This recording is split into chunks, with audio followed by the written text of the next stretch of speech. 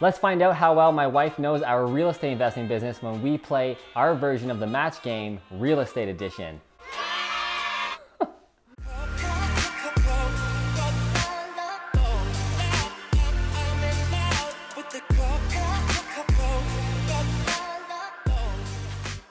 What's up, fruitful investors? In today's video, we're gonna do a little match game and find out how well Rachel's been paying attention over the years, or if it's been going in one year and out the other.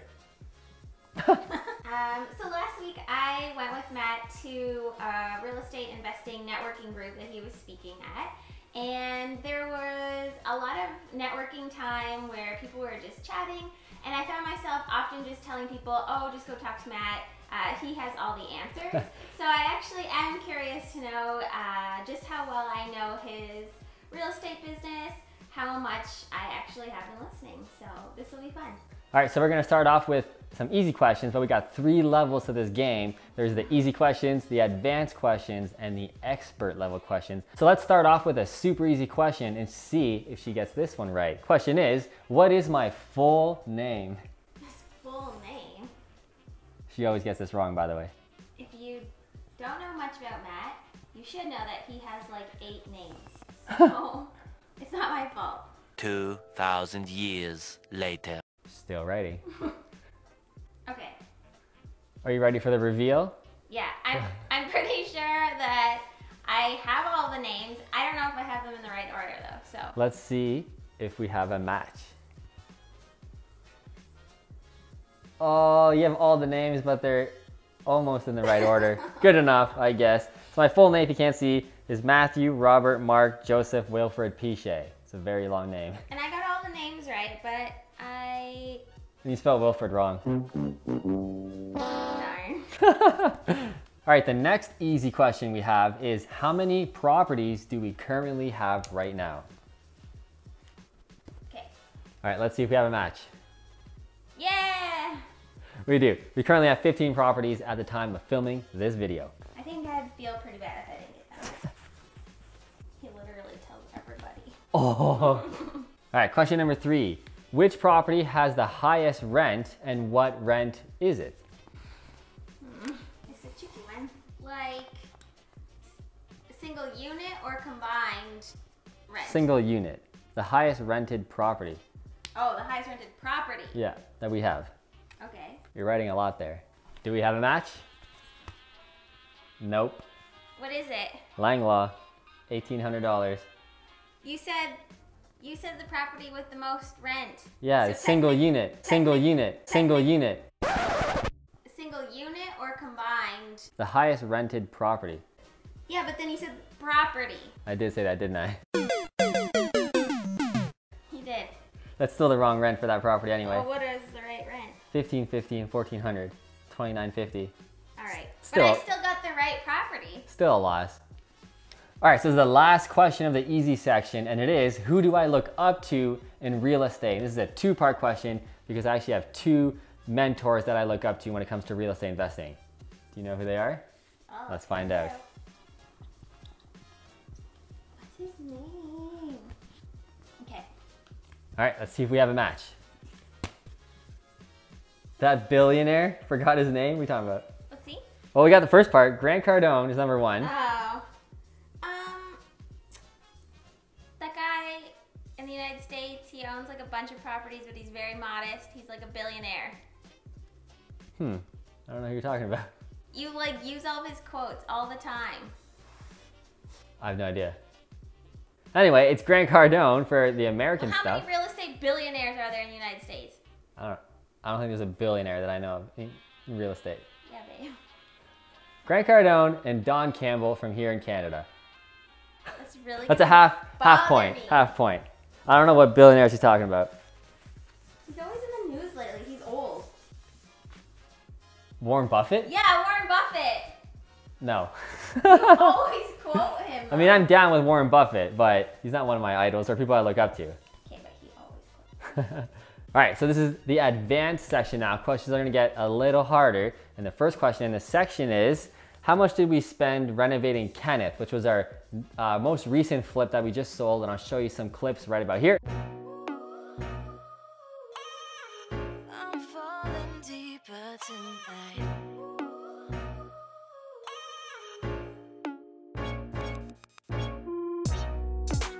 So how much did we spend on this renovation in total? Like a rounded up number or the exact precise cents? Round it up close. I'll give it to you if you're within like 2,000. Let's see if we have a match. Oh, right on the money. Nice. I feel like that was an easy one. That was an easy one. Yeah. Should have been an easy category. Also because he did a presentation the other day and he said it. So. All right, the next question in the advanced session is, what was my favorite project to date that we've done? Do we have a match? We do. Yeah. This is getting a little too easy. A little too easy. I feel like the easy ones are harder. Yeah. So I like this project the most because we were in and out in 5 weeks. It was a super smooth project. We have great contractors on our team, and my partner and I both made a pretty nice profit of around 30,000 bucks in 5 weeks. That was a great project. We need more of those.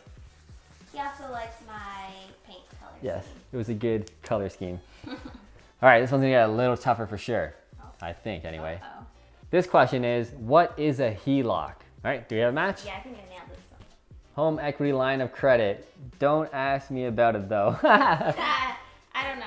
So you just know what it stands for, but you don't know exactly what it is? That's right. Are you gonna tell me? No. Okay, so home equity line of credit is when you have equity in your property. It can be your primary residence or an investment property, and you can pull that money out to buy more property. So let's say you still owe $100,000 on a property on the mortgage, but the property is worth, let's say $300,000. Here in Canada right now, you can pull up to 80% of the value of that property. So whatever 80% of 300,000 is, I can't do math on top of my head, but you have access to that much minus the 100 you still have to pay. So it's a great tool to use to keep buying more properties.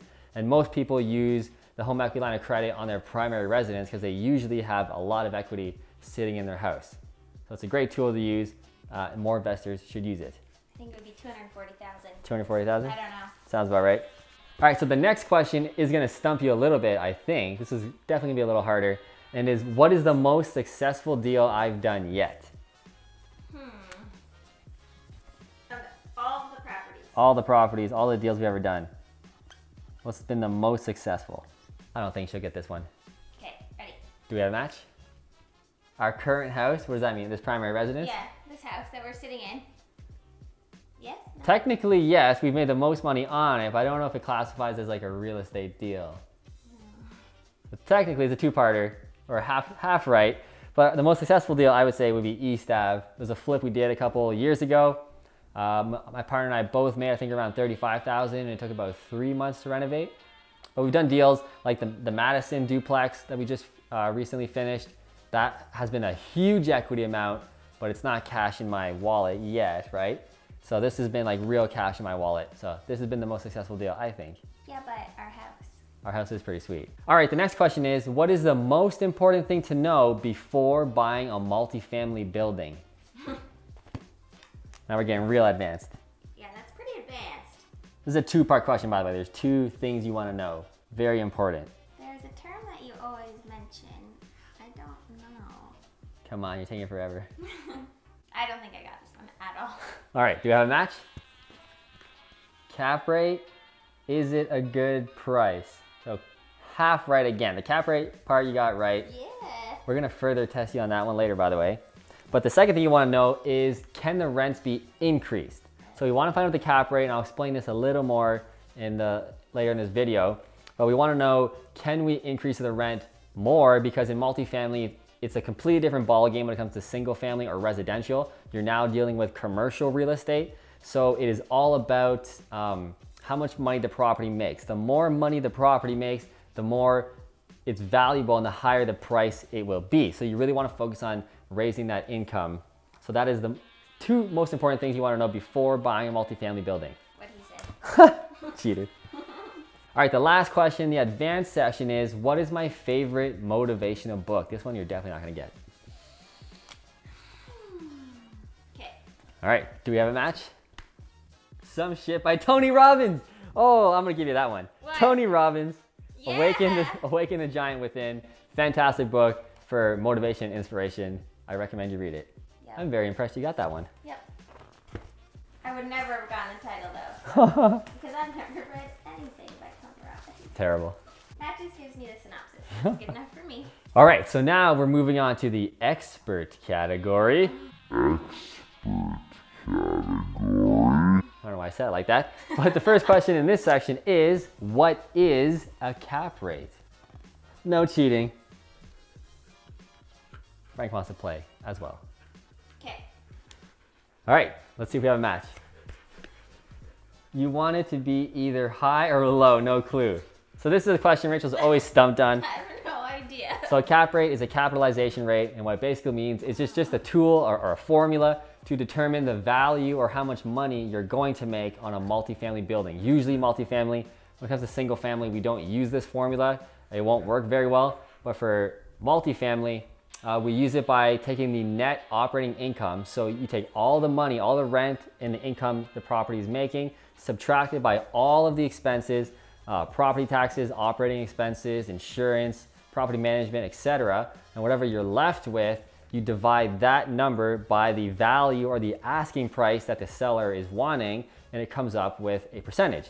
So typically a lower cap rate means the less money you're gonna make on the property. However, it also usually means the higher the quality the building is. So if a building is like an A building, a really good quality building in a good area, it will have a low cap rate. So you won't make as much money on it, as much cash flow, but you'll likely have much higher quality tenants. It'll be boring, predictable, easy to manage, etc. If you have a high cap rate, that means you're gonna make a lot of money usually, but it also usually means there might be something wrong with it, especially if we're up in the 8%, 10% cap rate. That usually means you're gonna be like in a war zone area. There's a reason why. So in Kitchener, for example, where we're based in Kitchener-Waterloo, Canada, the average cap rate in our city is about 5.2%. So that's like a good B average area. So that is a cap rate. Well, I learn something new every day. Don't forget that one. All right, the next question in the expert category is, what does ROI mean? This one's slightly easy. I don't know why it's in the expert category. All right, let's see if we have a match. Return on investment, hashtag nailed it. She did nail that one. So return on investment is the return on your investment. So if you put in, let's say $100,000 into a property, let's say 3 years later, you sell it or something, and you make $150,000, you made 150% ROI. Wow. All right, the last question in the expert category is, what are my 2 most favorite real estate investing strategies to making money? And they must be in the right order, by the way. Number 1 is the most important, number 2 is the secondary strategy. Secondary strategy, eh? Okay. All right, let's see if we have a match on this last question. Buy and hold, something, refinance, 0 down. Almost, but not really. Okay. So number 1 favorite strategy is single family. So I guess that is buy and hold, but single family specifically. If you watch my videos, you know that I love single family because they're the highest quality tenant in long-term real estate.